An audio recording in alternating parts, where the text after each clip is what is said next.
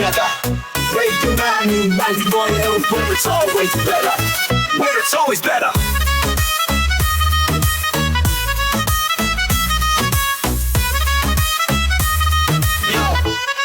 Yo.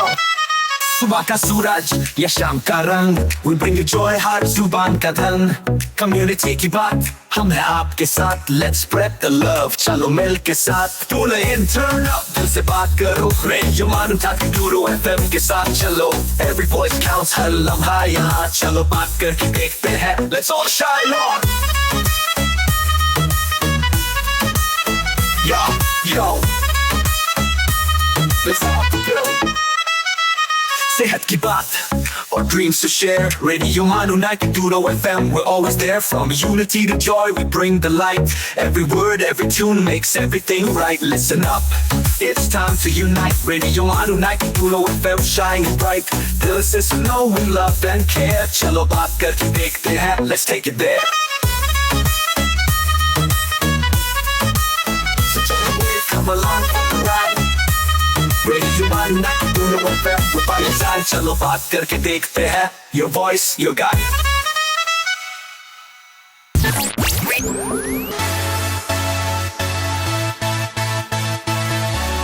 This is Radio Manu 90.0 FM. चलो बात करके देखते हैं.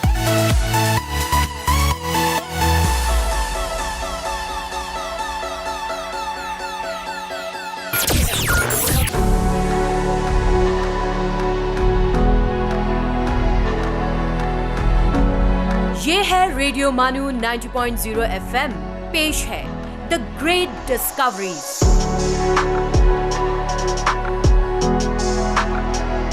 दोस्तों आदाब.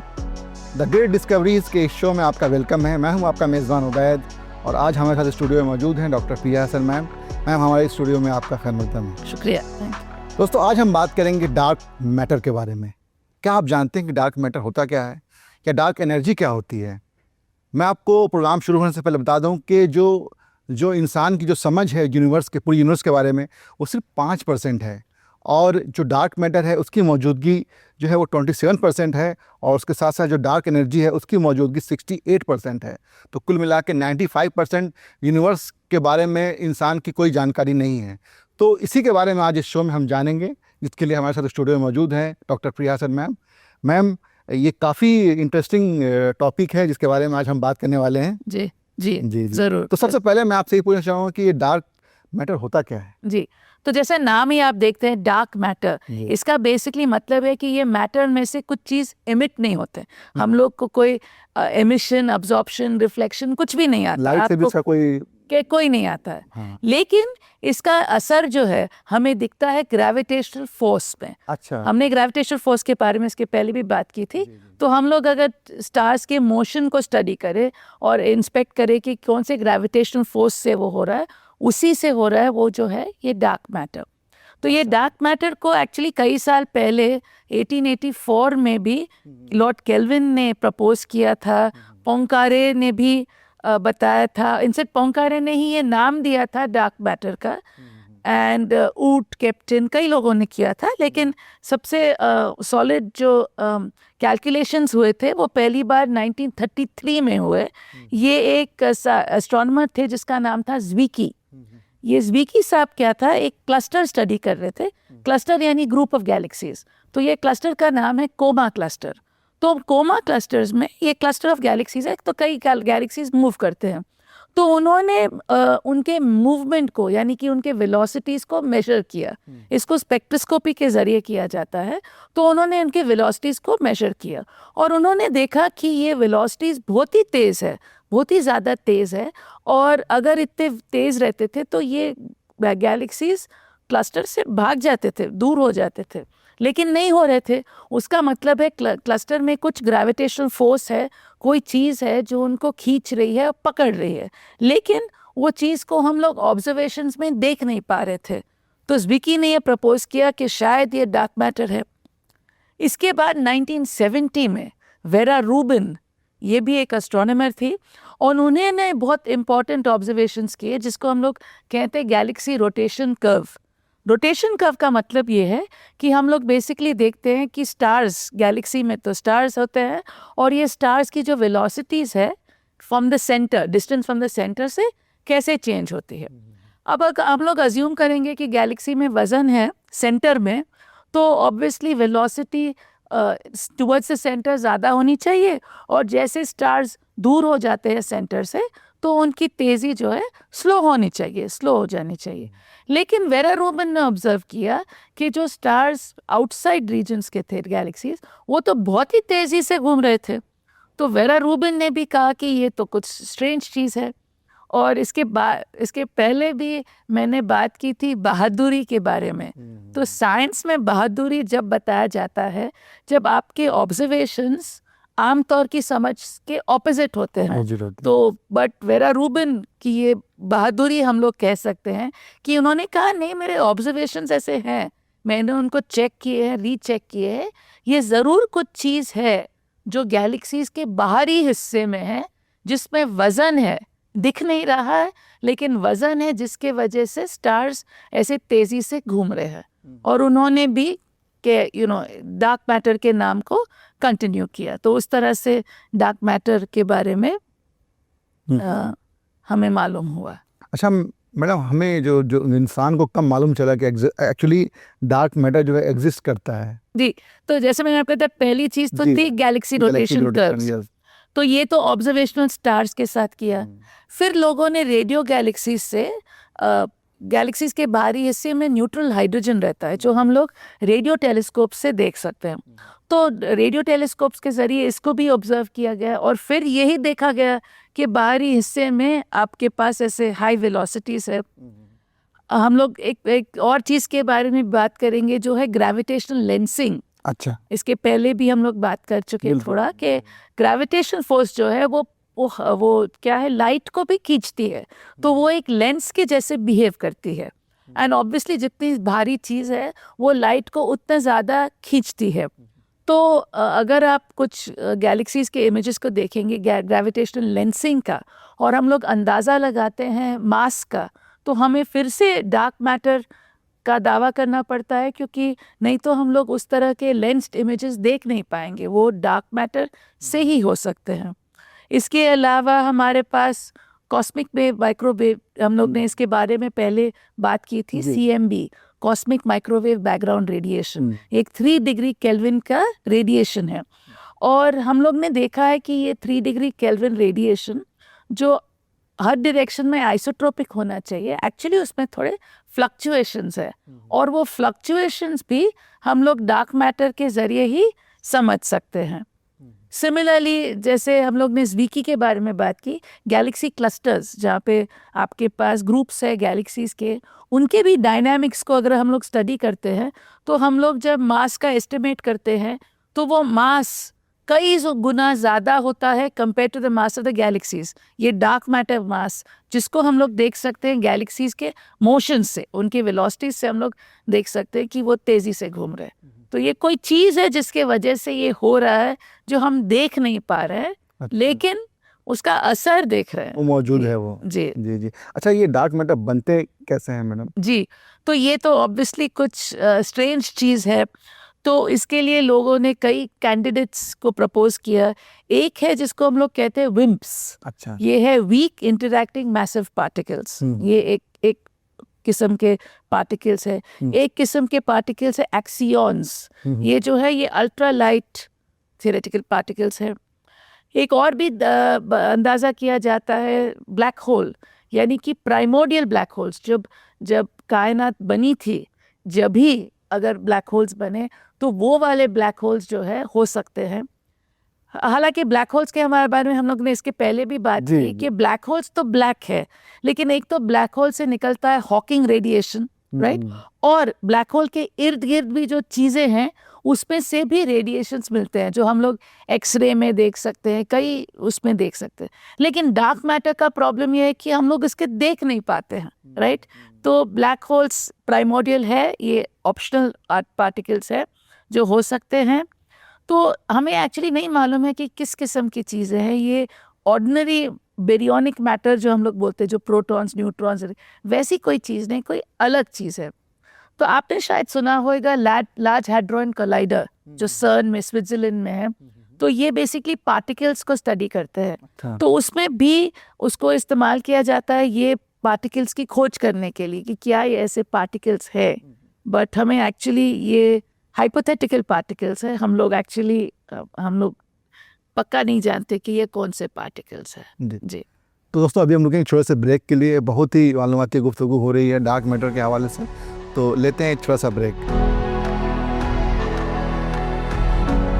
You are listening to the Great Discoveries, Radio Manu 90.0 FM's Science and Technology Show.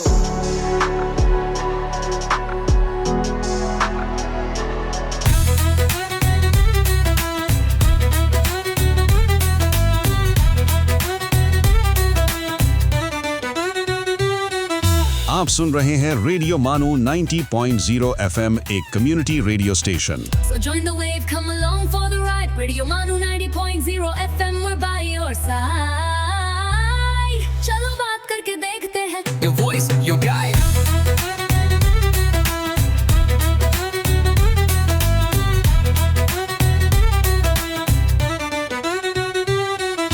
This audio has been generated through AI.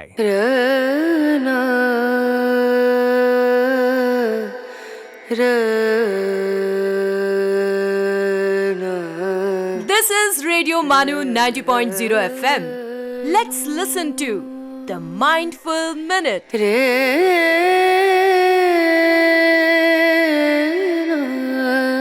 गुस्सा अक्ल का सबसे बड़ा दुश्मन है। मशहूर call.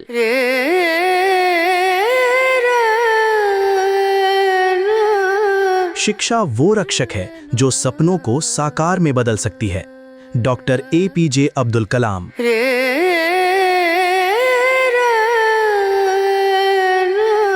One day I will find the right words, and they will be simple. Jack Kerouac. ये है रेडियो मानू 90.0 FM। आप सुन रहे थे the mindful minute.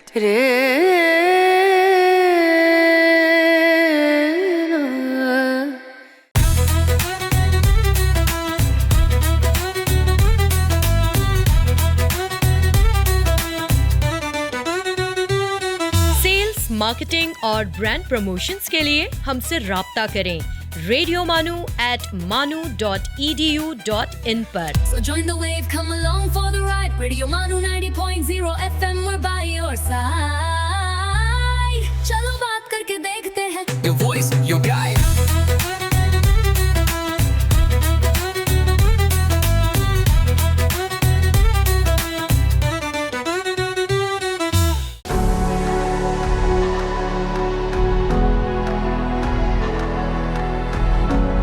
You are listening to the Great Discoveries, Radio Manu 90.0 FM's Science and Technology Show.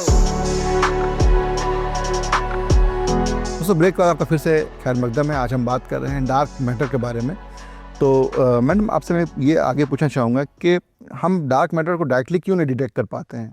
नहीं, तो जैसे मैंने आपको बताया उसके नाम से ही वो डार्क है, यानी कि उससे कुछ इमिट तो हो नहीं रहा, सिर्फ कुछ आकार या कुछ ऐसा कुछ है क्या?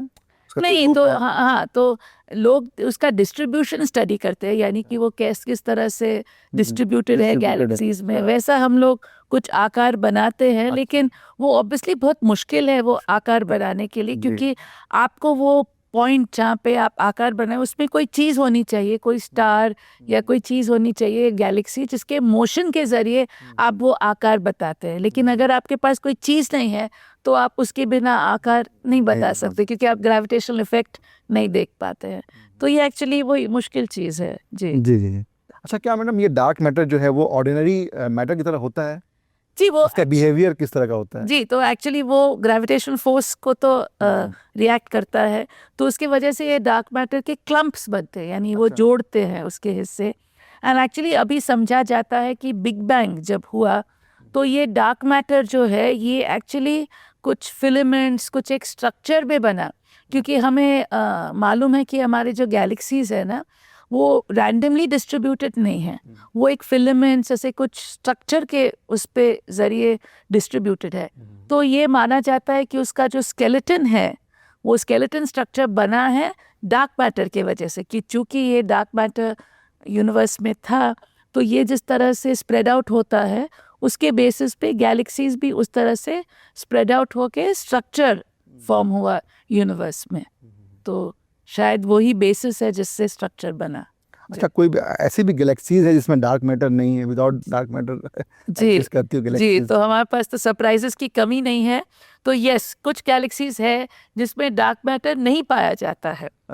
तो फॉर एग्जांपल एक कैंडिडेट है NGC 1052 DF2, ये एक गैलेक्सी, एक और है NGC 1277। ये दोनों गैलेक्सीज में बहुत ही कम आपको डार्क मैटर मिलता है, राइट। एंड ये एक्चुअली बहुत डिफ्यूज है, ये डेंस गैलेक्सीज नहीं है, डिफ्यूज टाइप का गैलेक्सी है। तो बहुत कम स्टार्स है इसमें, बट बड़े हैं, साइज में बड़े हैं, स्टार्स कम है।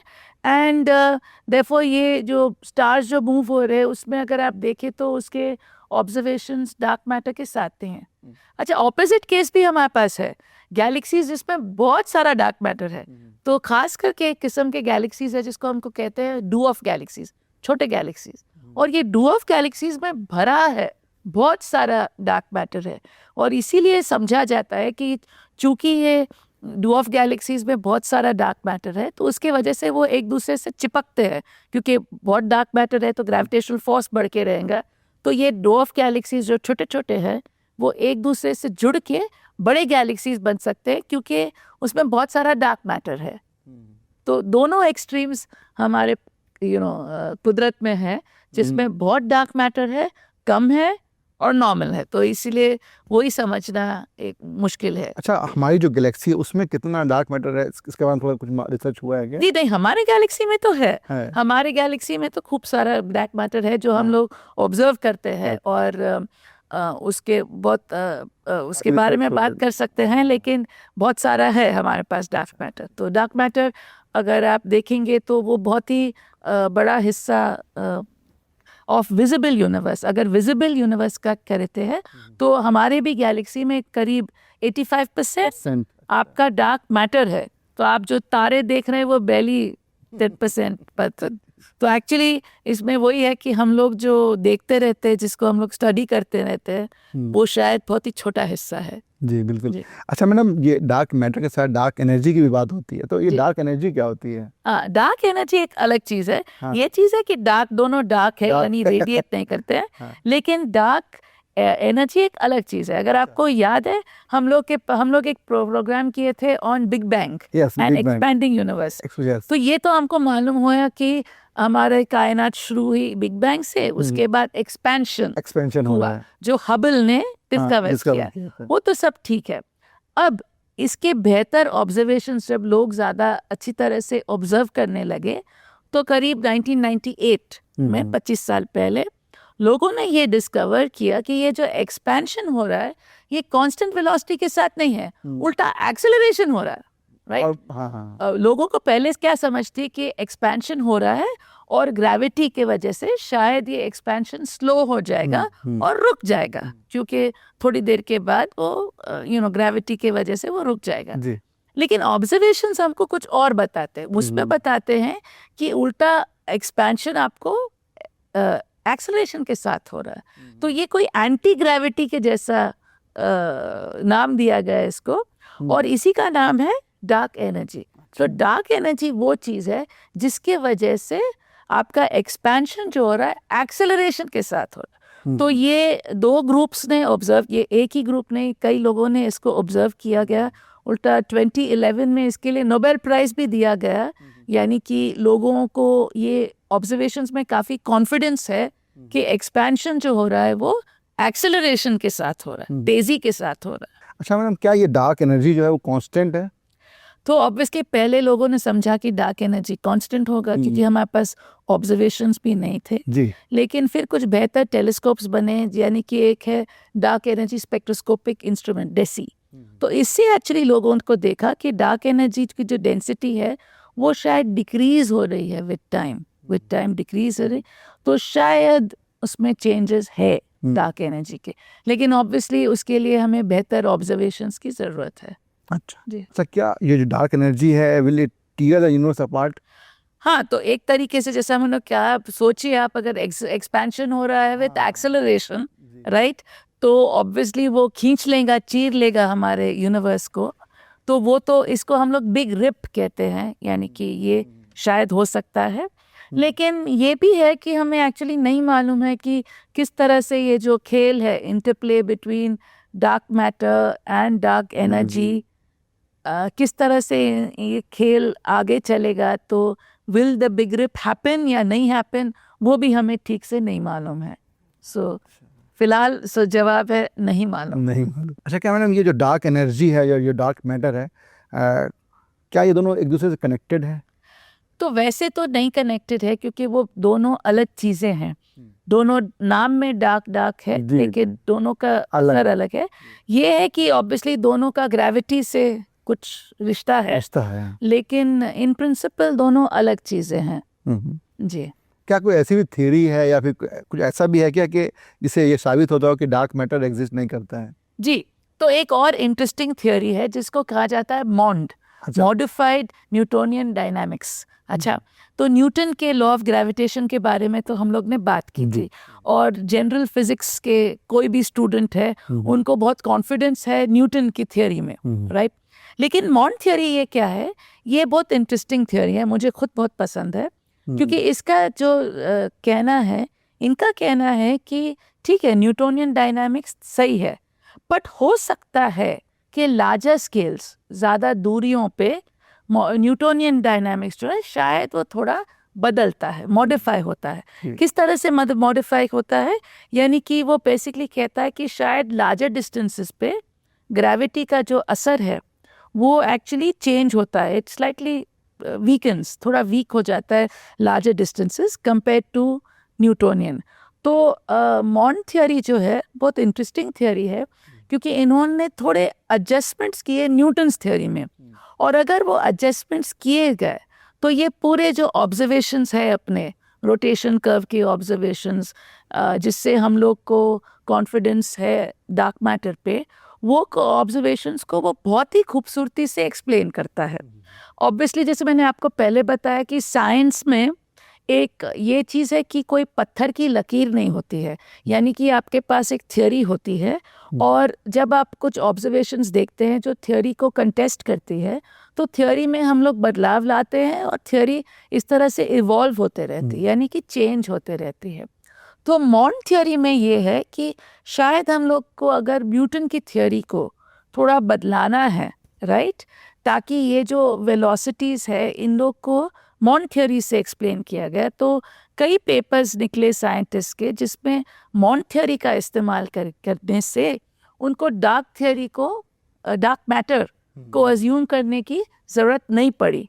तो ये काफ़ी पॉपुलर हुआ, लोगों को कई उसमें अच्छे रिजल्ट्स मिले, और ये कॉन्स्टेंटली एक तसल रहा लोगों के बीच में कि क्या डार्क मैटर है कि या मॉन्ड थ्योरी है। ऑब्वियसली डार्क मैटर की जो थ्योरी है उसके सपोर्टर्स ज़्यादा है, लोग ज़्यादा उसको साइंटिफिक कम्युनिटी में सपोर्ट करते हैं, लेकिन ये मॉन्ड थ्योरी भी बहुत इंटरेस्टिंग है, क्योंकि इसके ज़रिए आप जैसे मैंने कहा कई ऑब्जर्वेशंस को एक्सप्लेन कर सकते हैं if you consider modified Newtonian dynamics. और इसलिए शायद बेसिकली इसका मतलब ये है कि इसमें और रिसर्च की ज़रूरत है। हो सकता है कि मॉन्ड से इसका कुछ खुलासा मिले, हो सकता है कि ये लार्जर डिस्टेंसेस में रिलेटिविस्टिक इफ़ेक्ट्स या दूसरी चीज़ों की गिनती अगर करेंगे तो शायद हमें डार्क मैटर की इतनी ज़रूरत नहीं पड़ेगी, क्योंकि आजकल के ज़माने में जैसे आपने बिगनिंग में ही कहा, प्रेजेंट एस्टिमेट्स के ज़रिए अगर हम लोग देखते हैं तो डार्क मैटर जो है वो यूनिवर्स का 27% है, 68% डार्क एनर्जी है, और सिर्फ 5% विजिबल मैटर है। ये ऑब्वियसली हम लोगों को सबको डिस्टर्ब करने वाली चीज़ है, क्योंकि ये बताता है कि हम लोग जिस चीज़ को स्टडी कर रहे हैं वो बहुत ही छोटा हिस्सा, यानी कि जो मेजर पोर्शन है वो हम लोग स्टडी नहीं कर रहे हैं। तो क्वेश्चन ये आता है कि क्या हमें हमारे थ्योरीज़ को थोड़े बदलाने की ज़रूरत है कि नहीं। एंड ये थोड़ा बदलाव नहीं है, क्योंकि ये 95% ऑफ द यूनिवर्स के बारे में बात कर रहे हैं।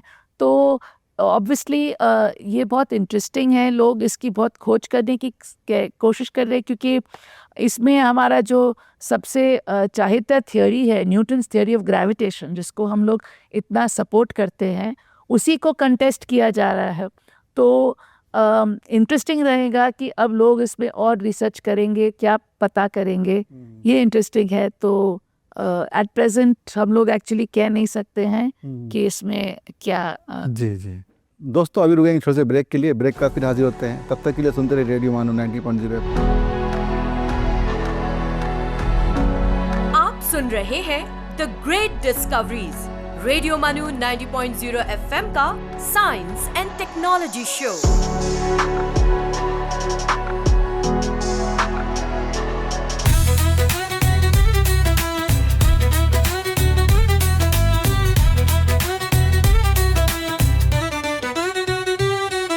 You are listening to Radio Manu 90.0 FM, a community radio station. So join the wave, come along for the ride. Radio Manu 90.0 FM, we're by your side. चलो बात करके देखते हैं. Your voice, your guide.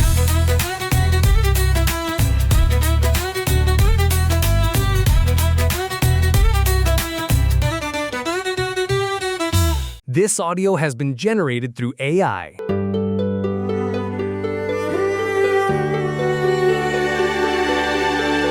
आइए अब सुनते हैं अर्ज किया है। आदाब दोस्तों, आप सुन रहे हैं अर्ज किया है रेडियो मानू 90.0 FM पर। आइए आज मुलाकात करते हैं उर्दू गजल के मशहूर शायर आरजू लखनवी से। आरजू लखनवी का असल नाम सैयद अनवर हुसैन था। उनका जन्म 1873 में लखनऊ में हुआ। वो उर्दू अदब के उन नुमाया शोरा में शुमार किए जाते हैं जिन्होंने रिवायती गजल की नफासत को जदीद एहसासात के साथ हमाहंग किया। लखनऊ की तहजीब, जबान की शीरीनी और अदबी ज़ौक़ उनकी शायरी में खूब झलकता है। आरजू लखनवी की शायरी की खास बात उसकी सादगी, दिलकशी और जज्बात की सच्चाई है। उन्होंने इश्क, इंसानियत, अखलाक और ज़िंदगी के मुख्तलिफ पहलुओं को निहायत पुरअसर अंदाज में बयान किया। उनकी ज़बान साफ, शीरीन और आम फहम होने के बावजूद अदबी हुस्न से मामूर है। आइए उनके चंद मशहूर अशार सुनते हैं। खिलना कहीं छुपा भी है चाहत के फूल का, ली घर में सांस और गली तक महक गई। और एक और दिल नशीन शेर, ये पसीना वही आंसू हैं जो पी जाते थे हम, आरजू लो वो खुला भेद वो टूटा पानी। आरजू लखनवी ने उर्दू गज़ल को ना सिर्फ हुस्ने बयान दिया, बल्कि उसमें इंसानी कदर कीमत और अखलाकी पैगाम भी शामिल किया। उनका कलाम आज भी अदब के शायकीन को अपनी सादगी और मानी आफरीनी से मुतासिर करता है। इसी के साथ दीजिए इजाजत, फिर मुलाकात होगी एक और अजीम अदबी शख्सियत के साथ। आप सुन रहे थी अर्ज किया है सिर्फ रेडियो मानू 90.0 FM पर। खुदा हाफिज।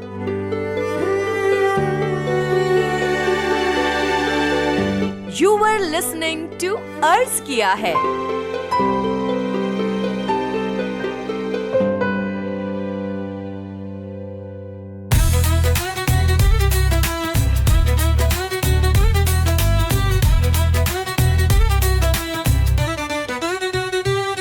For sales, marketing and brand promotions, write to us on Radio Manu at manu.edu.in. So join the wave, come along for the ride. Radio Manu 90.0 FM, we're by your side. चलो बात करके देखते हैं. Your voice, your guide.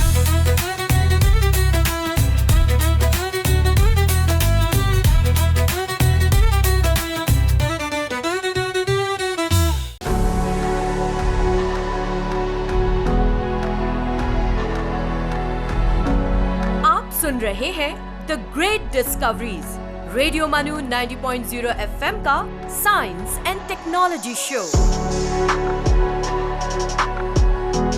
दोस्तों, break के बाद आपका फिर से खैर मकदम है। आज हम बात कर रहे हैं dark matter and dark energy के बारे में। मैम, आगे हम बढ़ेंगे और मैं आपसे पूछ रहा हूँ कि how will the future research will solve the mysteries of this dark matter and dark energy. तो जैसे मैंने आपको बताया, एस्ट्रोनॉमर्स ऑब्वियसली बहुत परेशान है कि अगर 95% ऑफ द यूनिवर्स को हम लोग स्टडी नहीं कर रहे हैं तो कुछ तो गलत कर रहे हैं। तो फॉर एग्जांपल आपने जेम्स वेब स्पेस टेलीस्कोप के बारे में सुना होगा, तो जेम्स वेब स्पेस टेलीस्कोप भी स्टडी कर, वो बेसिकली दूरी, यानी कि सिंस लाइट का फाइनाइट टाइम है वेलोसिटी का, तो आप जितना दूर देख रहे हैं उतना आप कायनात को उसके अर्ली स्टेजेस में देख रहे हैं, राइट? क्योंकि फॉर एग्जांपल मैं सूरज को अगर देखती हूँ तो सूरज की लाइट हमारे तक पहुँचने के लिए 8 मिनट लगते हैं, तो मैं सूरज को 8 मिनट के पहले देख रही हूँ। लेकिन जेम्स वेब जैसे बड़े टेलीस्कोप से मैं बहुत दूर देखती हूँ, और जितना मैं दूर देखती हूँ उतना मैं हमारे यूनिवर्स को अर्ली स्टेजेस में देख सकती हूँ। तो जेम्स वेब क्या कर रहा है कि कई गैलेक्सीज को ऑब्जर्व कर रहा है वैसे अर्ली स्टेजेस में, ताकि हम लोग को वो अर्ली स्टेजेस से ही मालूम हो कि डार्क मैटर क्या जब था कि नहीं था, किस तरह से वो मैनिफेस्ट होता है। सिमिलरली एक और टेलीस्कोप है जिसका नाम है यूक्लिड, ये यूरोपियन स्पेस एजेंसी का है, ये भी स्टडी कर रहा है डार्क एनर्जी। और जैसे मैंने आपको बताया कि ये जो पार्टिकल फिजिक्स है, यानी कि सर्न में जो लार्ज हाइड्रॉन कोलाइडर है, उसमें कई पार्टिकल्स के बारे में खोजा जाता है।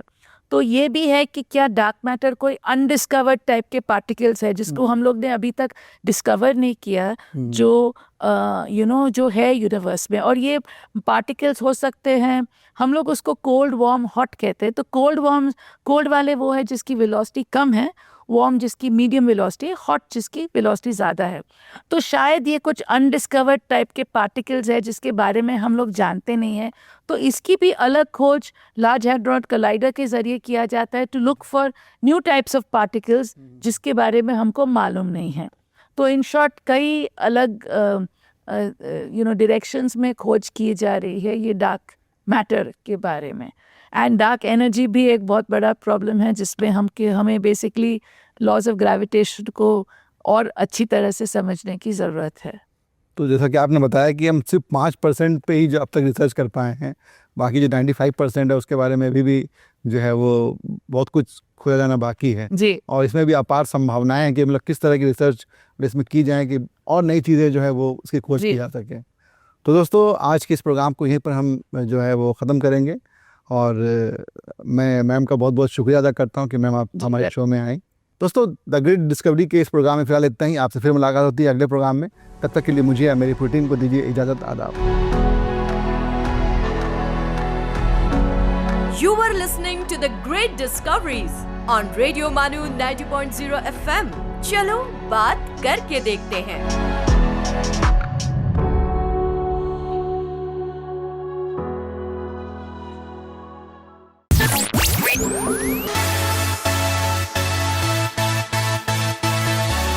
आप सुन रहे हैं रेडियो मानो 90.0 FM।